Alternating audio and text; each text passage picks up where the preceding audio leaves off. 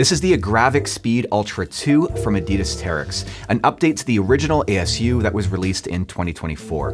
Now, this new version comes after 2 seasons of athlete and customer feedback, and in this episode of The Mudroom, I'm going to take a look at what actually changed and whether it's worth upgrading. Now, these were provided to me by Adidas Terrex as part of a paid collaboration while I was at the running event in San Antonio last month. I've put about 50 kilometers on this pair so far, so not enough for a full long-term review, but enough, I think, to get a solid sense of fit and feel and how they compare directly to the first version. I didn't want to wait months to publish this, especially since I had already logged a fair bit of time in the original Agravic Speed Ultra.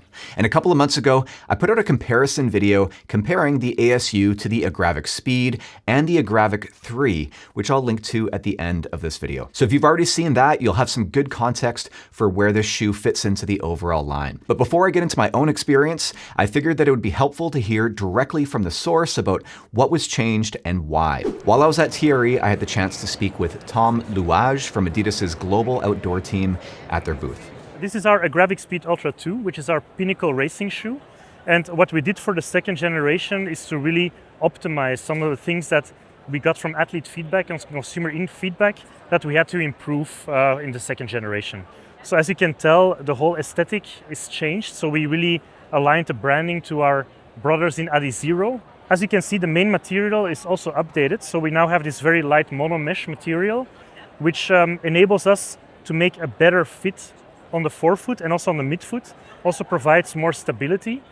And then the biggest change that we did on the upper was here around the heel area, because quite some people told us that, especially longer distances, they had a little bit of a heel slip sometimes, so they had to really tighten the laces quite a lot.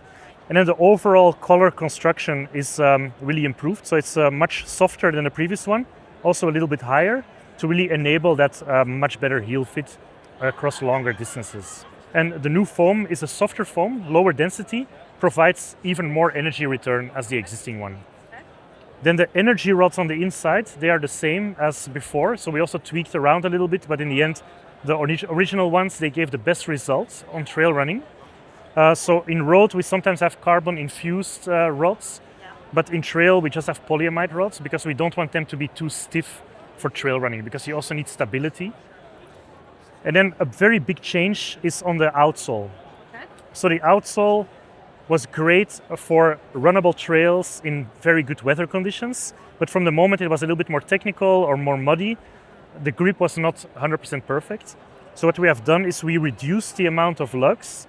We also made them bigger and a little bit longer.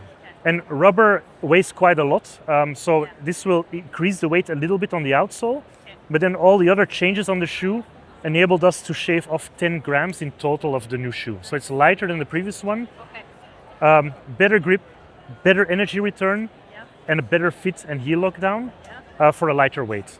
But then this shoe, as I said before, we wanted to keep that magic feeling of speed. Therefore, it's still not for everyone. So as you can see, it's a very aggressive rocker shape, very narrow midfoot, quite a specific shoe. After running in them, the biggest difference that I noticed right away is that the ASU 2 feels more plush and a little less stiff than the original. And that lines up with what Tom was describing. And that should translate into more energy return as well.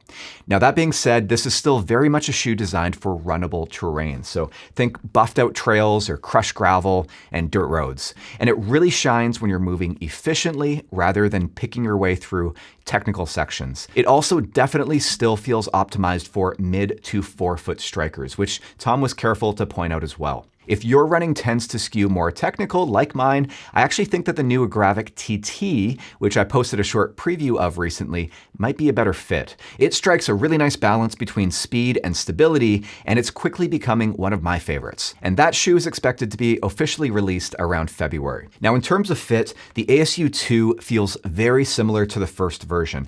I normally wear a size 12, but just like with the ASU, I had to size down to an 11.5, mainly to get a more secure fit in the heel. And that's despite the extra padding that they added here on the ASU 2. I'd say that the heel lockdown has improved slightly, but I still notice a little bit of lift on steep climbs. Now, I've got pretty narrow heels, so this is a recurring issue for me across a lot of shoes, but it's worth keeping in mind if you're similarly built. But having said that, I've heard from a few others that the ASU2 now does fit them true to size, including Audrey, who also had to go down previously by half a size. So I would definitely recommend trying on the ASU2s in store if you can to see how the new fit is for you. Now, one thing that did surprise me a little bit was the weight. My pair of the ASU2 comes in a little heavier than the original ASU in a size 11.5. That could just be because I had put an extra 50 kilometers or so on the ASU1s, so the outsoles may have just been worn down that much more. I obviously should have weighed them both when they were new,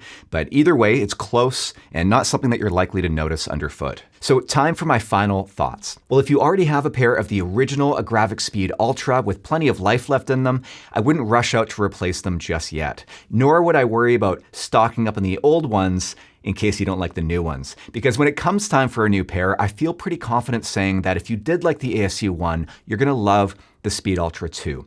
The changes feel more like small refinements rather than a complete reinvention of the shoe. Slightly more forgiving, a little bit better fitting overall, but still very much the same shoe at its core.